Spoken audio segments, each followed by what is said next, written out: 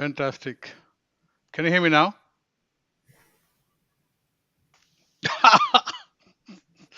I don't know. Something happened very, very bad here.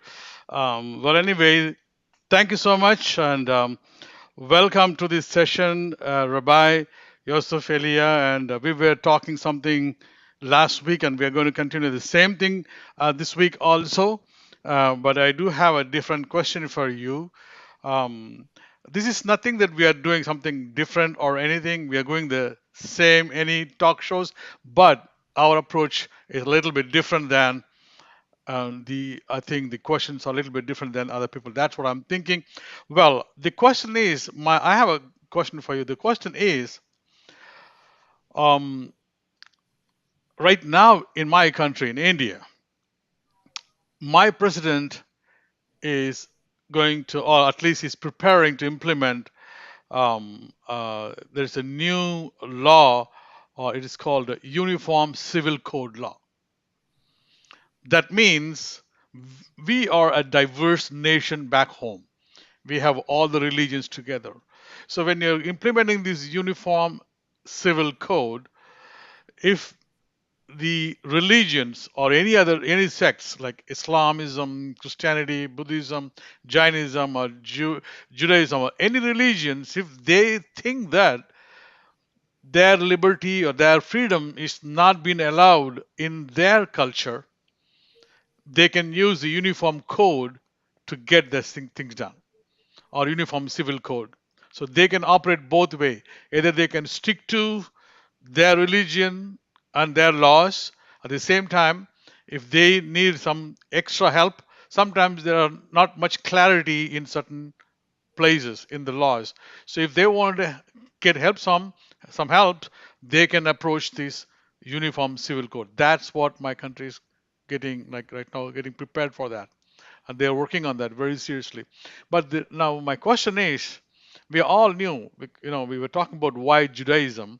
We all knew that when Messiah comes, and Messiah is going to be a human being, is not something like we different. We think that we come from heavens or something.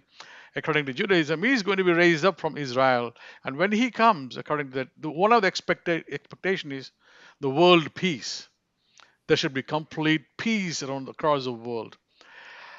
World is completely diverse, totally diverse. Every nation has different sects and different groups of people and religious laws and everything.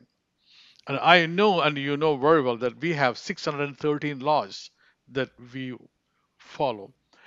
How it's going to happen at the time? What would happen at the time? Will that be feasible among all these sects across the world? They all suddenly jump into these 613 laws, and how it's going to work out? It's on you. That's a large question. If you can, could you give me a point of focus in your question and like break it down? And yeah, what is your question specifically? How that will happen? Or the question's not clear to me, to be honest. Okay. As I said that, I'll give an example in my country about the Uniform Civil Code. You know that. You understood that, right? Yeah. In that way, because what they're doing is they're preparing some laws, something. For Yeah, this example, part I understood. It's your question. What is the question? the question is, when Messiah comes, there Mhm. is expected is we expect peace across the globe altogether, not in only one nation or something. Correct. How that will, they across the globe, how the peace will be established. People having different things, even though they're going to believe in, even though they're going to see things coming up, how this is going to be established, the peace will be established. Okay, so the question is, how will this happen realistically, practically, There you go. considering that humans are diverse? Yes, sir. Okay, so I love what you have the marquee on the bottom of your screen. It says one God, one world, one Torah, one way, one worship, one tabernacle, one temple. Am Yisrael Hai. There you go. All right. Yep. So this concept of oneness of unity, it is an important. aspect of the Torah. It says kachem hager asher b'sharechem. It says, as you are, that's the way that the foreigner, the immigrant who joins himself among you, shall be in your gates. It says Torah ahath, huqa ahath, one Torah, one statute. Okay, but at the same time, we see that in the Torah itself there are differences between people, even within the 613 mitzvot, even within this one nation that is united with the one Torah under the one God. We see that the Torah does not apply to all these people who are in this one covenant in the same way. The people of the tribe of Levi, they have certain unique commandments that only apply to them. And it is true that through rabbinic law and through custom, we do learn out certain practices that we apply to all the Jewish people, all the people of Israel, that we learn and derive from the laws that are given divinely, directly by God, specifically for the Levites. But at the end of the day, of the 613 mitzvot, there are certain mitzvot, commandments, mitzvah means commandment, uh, certain ones of the 613 mitzvot that are directly given by God, really only apply to the Levites, the tribe of Levi. Those are the patrilineal descendants of Levi, the son of Jacob, Lewi. And then even within the tribe of Lewi, you have the Kohanim, the descendants of Aaron, Aharon, the brother of Moses, right? And they also have certain laws that are unique even among the Lewiim, even among the Levites. There's a subsect with laws unique to them. It's also true with regard to men and women. There's certain laws that apply to men that don't apply to women. There's certain laws that apply to women that don't apply to men, right? The law regarding taharat mishpaha, regarding nida, a woman's monthly cycle. Although a husband has to respect those laws because he's married to his wife, so with regard to marital relations, he also has to keep that aspect of it. But the aspect of taking note of the blood and immersing when clean days have been counted, he doesn't do those. That's only the wife. All right, and when it talks about being fruitful and multiplying, the commandment of reproduction, and the traditional Jewish understanding of the obligation to get married, these laws, we understand them as specifically being incumbent upon male Israelites. A woman's obligation to get married is considered only rabbinic in origin, not of divine command. As it says, the man shall leave his mother and father and cleave unto his wife. Right. The emphasis is on what the man will do, not what the woman will do. Which, of course, she's required to marry a man voluntarily, meaning she should not be raped, of course. Hmm. But the commandment uh, to the commandment to get married and be fruitful and multiply is incumbent upon the man. Same thing with tefillin. It's not only a reform and conservative idea, it is within Jewish tradition that a woman is allowed to voluntarily do certain of these commands that are unique to men, but they're not incumbent upon her. She's not really obligated in them. And that's why some of these things a woman cannot do for a man, because her obligation in them doesn't exist. It's voluntary if she does certain of these things. So, to shorten the response, the Torah recognizes in itself human diversity. It recognizes the different tribes of Israel. It allots different districts, geographic regions to the different tribes of Israel. It refers to different courts, elders of different tribes. And we select from the elders, the judges of these different tribes. Certain ones are selected to join in a national court, which we usually refer to in English as the Great Sanhedrin. In Hebrew, it's called the Beit Din HaGadol, the Great Court, or the Sanhedrin HaGadolah. But there is a concept, even though this is ancient history, basically, it's ancient history, but there is a concept already in the Torah itself of something somewhat parallel to the idea of federal government and local state government, and even on a lower level, city government. And we find this also in Talmudic law, rabbinic law, which we do not consider to be um, legally equal to what we call miswot deoraitha, commandments that are directly mandated in the Torah, but we do believe that the Torah mandates that we heed the national rulings of the national court of Israel, the Great Sanhedrin. And the Talmud is the only uh, expounded upon record of those rulings that we have. So that's all we have to go by until that court will be reestablished, Be'ezrat Hashem, speedily in our days.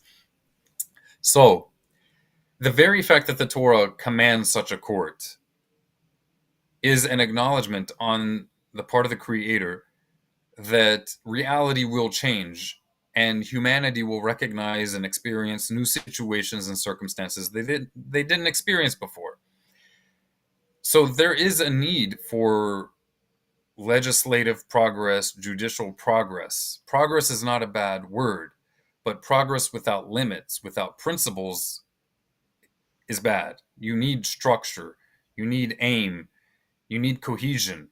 If you don't have cohesion, then there will be more confusion, chaos, and ultimately the laws of entropy will take place. Given enough time, chaos will only increase and not decrease. So you need the proactive uh, element of a court to step in and decide with authority how we apply the 613 mitzvot, the 613 commandments that we believe God directly gave to the people of Israel. Jewish people traditionally do not believe, and I'm not speaking as a mouthpiece of God. I'm not saying that this is what Hashem says in the Torah, but the normative Jewish understanding is that the entire world does not have to be Jewish. Although most of the Jewish establishment would say we don't even encourage people to be Jewish, that also is not in the Torah, right? And we actually see evidence to the contrary in rabbinic literature and even in some extra biblical non rabbinic literature. Certain other non Jewish sources also testify to the fact that historically the Jewish people did go out and try to encourage people to become Jewish. But again, this isn't something explicit in the text of the Torah.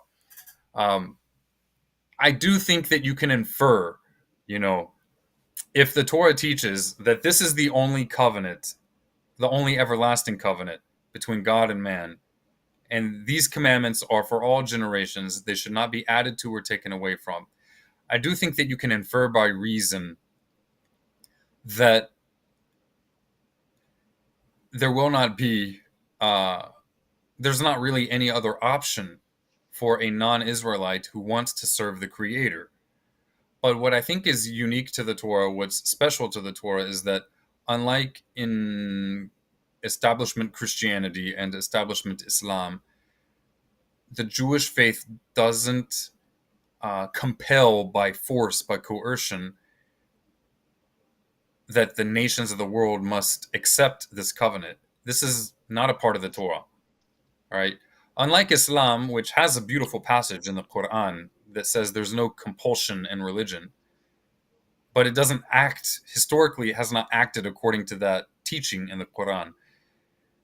The Jewish faith, although we don't have an explicit statement in the Torah that says there's no compulsion in religion, but we see it in the overall picture. We see that Hashem didn't compel all the nations of the world to accept the covenant of Torah. And it's interesting that Islam, which does have that beautiful teaching, it hasn't lived up to it. It's violated that teaching left and right throughout its history, with much of Islam, if not most of it, being spread by the sword, by coercion. Even today in modern times, in this very year, there are documented instances of coercion to Islam by force at the sword, with a sword to their necks. And sometimes they don't even give them the option and they just murder them. I mean, it's happened recently with just Christians just being murdered, even children in Africa by Islamic extremist groups. In Judaism, we don't have that. But that doesn't mean that the Torah is not the ideal for the nations of the world. In the same way that Hashem made a covenant with Abraham, but he did not overnight cast the whole yoke of Torah upon Abraham's son and grandson and grandchildren, but rather Hashem took them and through stages over generations separated them from the cultures around them until they were finally ready to be redeemed out of Egypt and enter the covenant of Torah. One might say that in the same way, and again, I'm speaking by inference, this is not explicit in the text of the Torah. It could very well be that in a similar manner, Hashem, in the same way he didn't push the family of Abraham into the Torah overnight or even in one generation, but that was the goal. It could be that for the world as a whole, this is the idea that the world will come to Torah ultimately, but through a natural process of acclamation. That each nation or each family, each tribe, as it's ready, it will draw closer and closer to Torah until finally one day the whole world will be under the full subjugation, voluntary subjugation, voluntary submission to the fullness of God's Torah. And it seems that this was also the opinion of Rambam, Rav Moshe ben Maimon, as he writes in the Mishneh Torah, regarding Christianity and Islam specifically, that that's part of this process. I think you have a question. I do have a question because you just were, I was just listening to you, and there are a lot of questions, popping up to me in my heart. So one of the things that is Zechariah 8:23. It says that, Okay. it says, in those days it shall come to pass that 10 men shall take hold of all languages of the nations, even shall take hold of the skirt of him that is a Jew, saying, we will go with you, for we have heard that God is with you. So what I'm seeing is like, okay, Messiah comes in here and the rules applies to the regional wise with the Jewish people there. It doesn't mean that across the world that they need to adapt or anything, but still that they're invited to follow a Jewish way of coming closer to God. And then, so till the whole world gets into a good understanding of one fine day, It doesn't everybody. go ahead. I'm sorry. So that in that period of time, I'm thinking that, so shall we expect more messiahs come and go or something? These are excellent questions. Okay. Uh, when it comes to the Messiah, to the future, in all honesty, I know that there are many rabbis who will make blanket statements as if they're absolute truth. There are certain statements from the Talmud, from Midrash, from other Jewish literature outside of the Bible that if you quote just one passage, it can look like it's black and white. This is what's going to happen. But I assure you, if you take a deeper look, it's not that simple. There are a multiplicity of opinions in Talmudic law, in Midrash. There are certain themes that are common. There are certain views that are more normative, that seem to be more popular in rabbinic literature.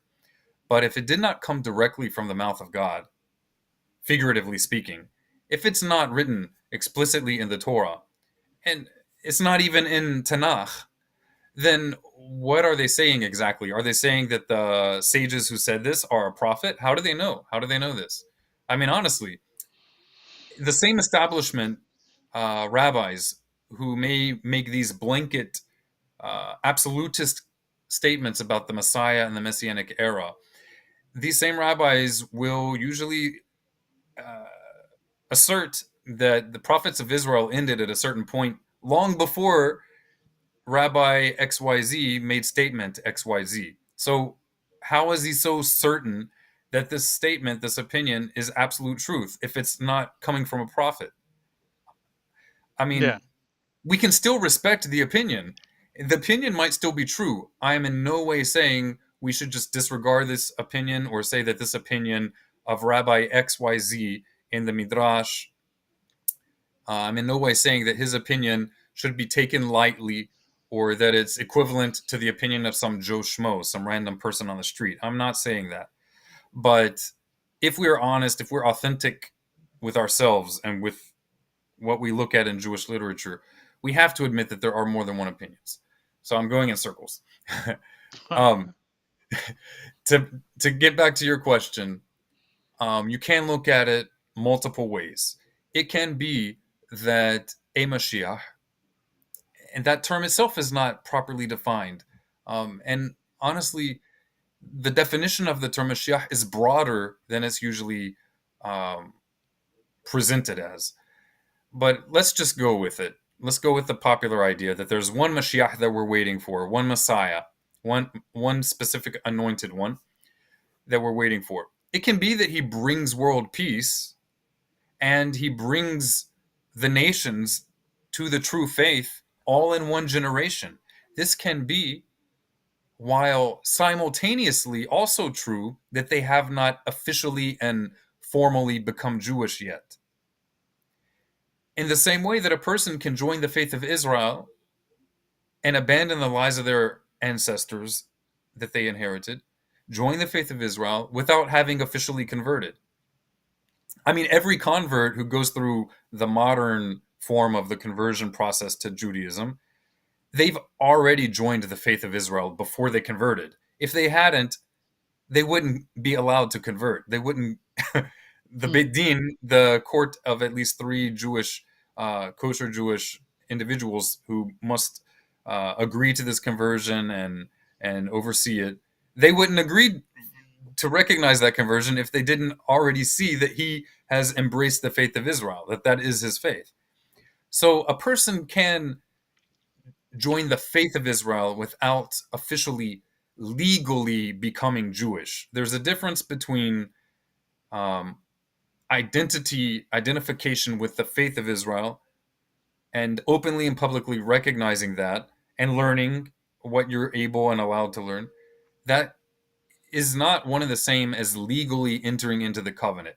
Entering into the covenant of Israel through a formal conversion, it's not only a esoteric process that regards your relationship with God. The official conversion to the Jewish faith, and these are all terms we're using in English, which really are not the best terms. I'm using them because they're popularly used, but they're not the best terms.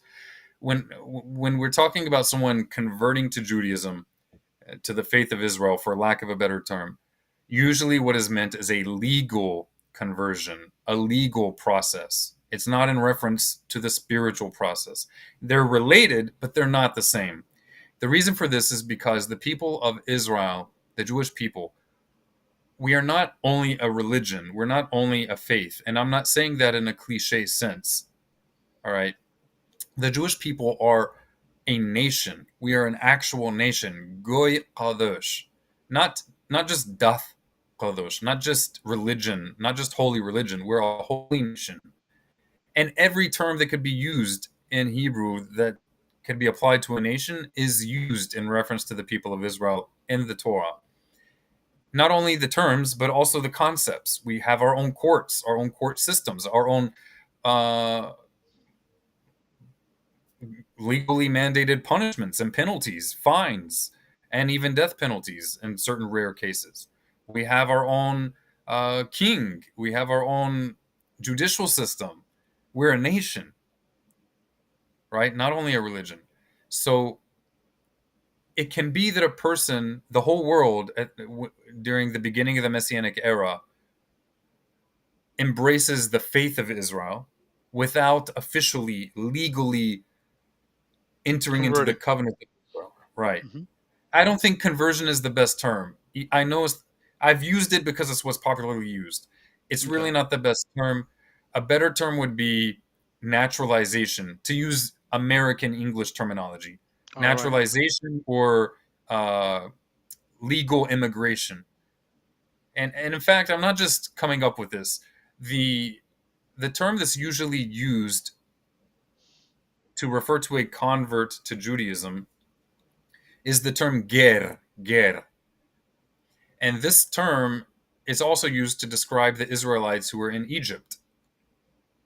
We're not saying that all the Israelites joined the Egyptian religion. They didn't convert to the Egyptian religion, at least not the Levites, at Mm. least not those that followed Moses out. But they were gerim. Same thing with Abraham. He's described as a ger. Nobody says that Abraham converted to the religion of the idolatrous people around him. No, he was an immigrant in those lands. And you can see this also in Arabic, which is one of the many reasons why it's important to also study these closely related languages that are not Hebrew, but they're closely related to Hebrew to get more insights into these languages, into the language of the Bible. And don't do that until you've already learned Hebrew, please. But it will assist your knowledge of Hebrew, especially when it comes to certain words, terms that are not frequently used in the Bible. You know, if a word is used only once or twice or five times, there can be more ambiguity, less clarity, or less certainty about what the word means. Because if it only appears a few times, you have less context to understand from context what it means. So, for those kinds of terms, it's very useful to learn other languages. But Hebrew first, then Aramaic and Arabic. So, in Arabic, the same term is used, same root word is used to refer to someone who immigrates from place to place. The hijra, the hagira or the hajira. And I know even if you have roots in India, I know what you're thinking. So they were the hijra group. They're individuals who either suffer from some physical form or abnormal development, uh, sexual development, or they identify as the opposite sex from their biology. This group in India, they're actually called the Hijras. That was adopted in Indian society through the Mughal Empire, which was a Muslim empire in India. And as a Muslim empire, it used a lot of Arabic terminology. So this was actually an insult for those people as a way of calling them like foreigners or migrants, probably because they moved from place to place. But it's the same term that's used for converts. Anyway, I know I'm. You're gonna have Yeah, to rein yeah. me. A little bit we are off the kind of track. I think. Yeah, the question still remains same. I think we address a question that will there be like so many messiahs coming in or only one concept? That's the bottom line of the question. Okay, well that's a different question, but definitely Oh, related. okay.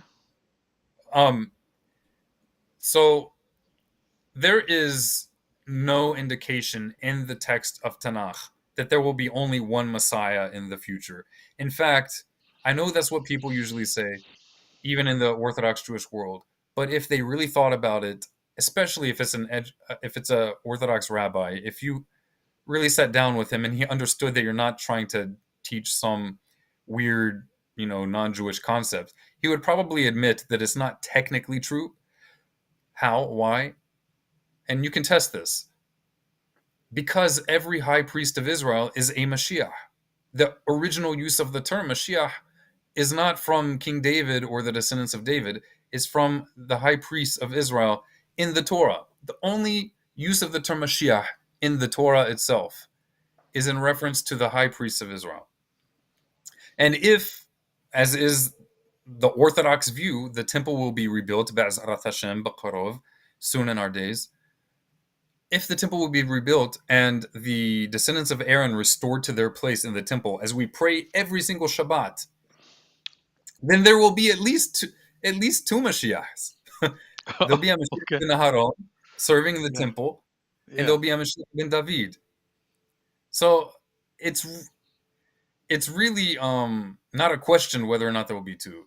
If you're talking or more, there will be more because there's no promise, and I don't even know that there's such an idea. that there will be a high priest of Israel who will never die. So he will die, and a righteous descendant will replace him. He will die, and another one will replace him. Yeah, I mean this is I don't think that many of interviews they had this type of a question, because usually the whole concept is like, yeah, when the Messiah shows up and that's the end of the world and everything is going to get closed down, that's it. That is So definitely, that view does kind of exist, but that is not the view of classical Judaism, yeah, pre mystic Judaism. Historical, traditional, for lack of a better word, historical Orthodox Judaism was not always as it is today. Uh, You don't have to get a PhD in Jewish history to learn that. You just need to look at classical Jewish literature, much of which is translated to English. yeah. So, anyways, that's kind of thanks for that answer, because not many people knew about this, especially you know people from the other side of the other part of the world. They may not be hearing these type of answers from any rabbi or something. And today we actually open it up this question, because they're going to watch this one and they'll know what's happening, what's going to happen in future. At least it will trigger their mind to think of something. Most And Orthodox rabbis will acknowledge that there are at least two messiahs, a mhm, Mashiach ben David, who most people think of as the Messiah, and a Mashiach ben Yosef. So it would be some figure who's a descendant of Joseph. But you're right, they don't usually talk about a Mashiach ben Aaron. But just about any rabbi, if he would stop to think about it, I promise you he would agree with that as well. So it's sure, definitely not as simplistic as and our focus should not be this human. If he is yeah, a real Mashiach, he does not want us to be focusing on him. That's contrary to the whole purpose. that's right. So yeah, so well, that's really fantastic. But if we have time, I want to ask you one more question. Is that okay? Absolutely. B'chavod. Sure. So this is a very, very common question, and I just want you to explain this one. Very, very people several times they ask this one. I know that what how I see Judaism, how I get into attracted to Judaism is this, because I see everything in the world runs by law. Everything you talk about, the space, earth, or moon, or sun, the animal kingdom or the plant kingdom, everything has built-in laws they work on. The Yeah, humankind is trying to right now invent these laws, what type of laws they're operating, and they're naming all those laws named right now. But everyone, every universe and everything, they run by laws. They're built-in laws. So human kingdom should also need laws to of function. course. Absolutely. Without laws, that we no one human kingdom cannot function properly. That's why there is no other religion, like Hinduism doesn't have personal laws. They have Mhm. civil laws. And Christianity and Islam, they are later, very lately developed religions, or Mormonism, or whatever you call it. So these all, they just like kind of they took some adapted from Judaism, I believe. They took some laws and they had, that all the story. So the one thing I'm seeing, because Judaism has the laws for the human life.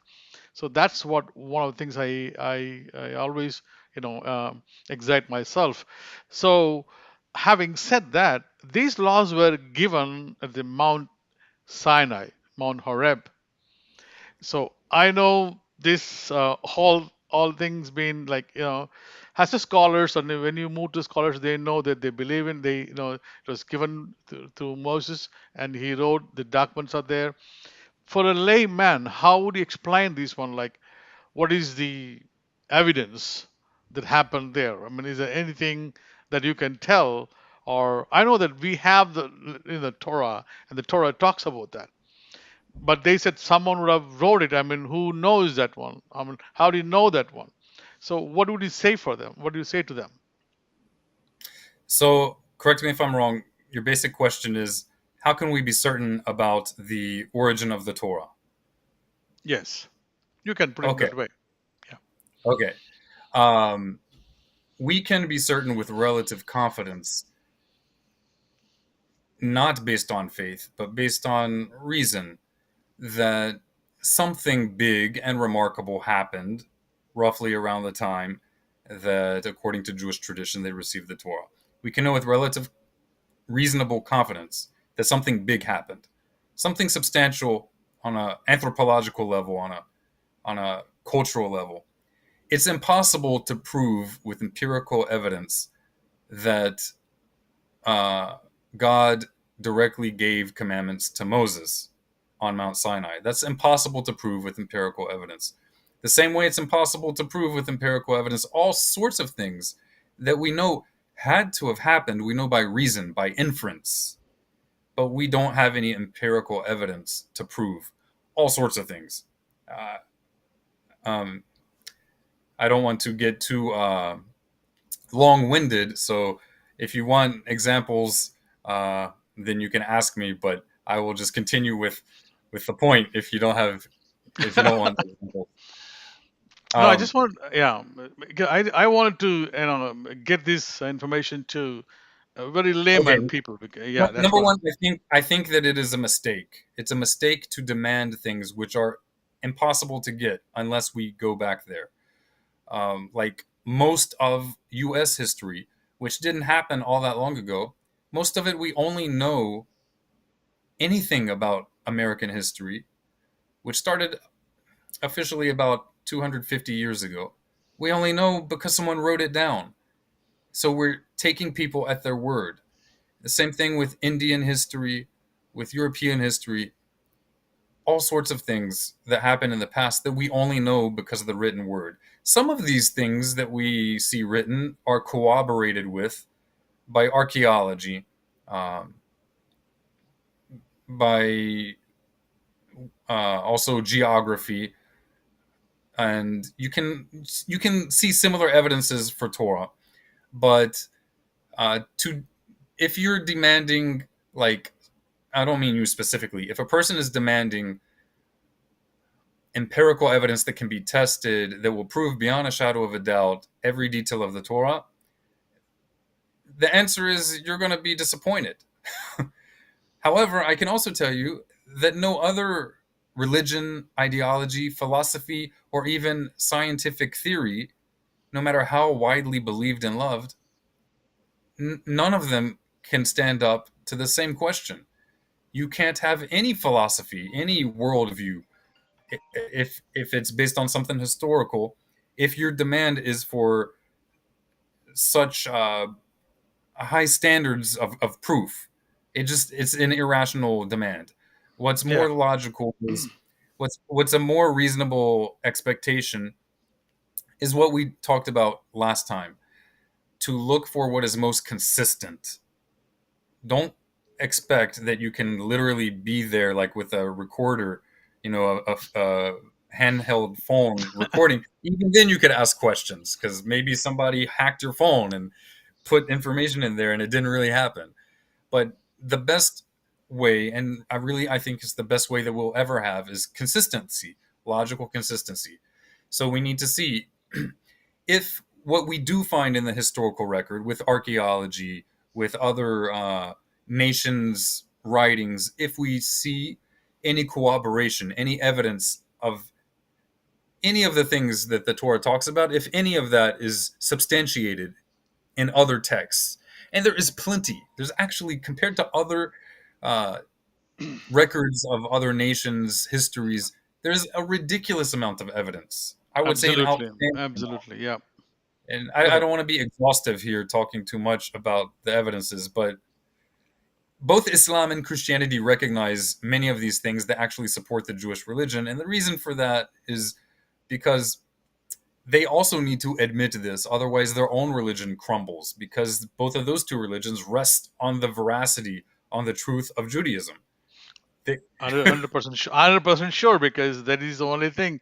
If Judaism goes today and all the rest of the religions just they they all vanish fall. because they all They all fall. fall. All to, yep. I would I would say even if there were no evidence, which there is plenty, but even if there were no evidence, it would behoove us to embrace the Torah for rational reasons, for social reasons, And if the Torah didn't exist, it would behoove us, it would be in our best interest to come up with something very similar to the Torah for establishing principles and ideals in society that are noble, that bring about goodness among humanity, that civilize us.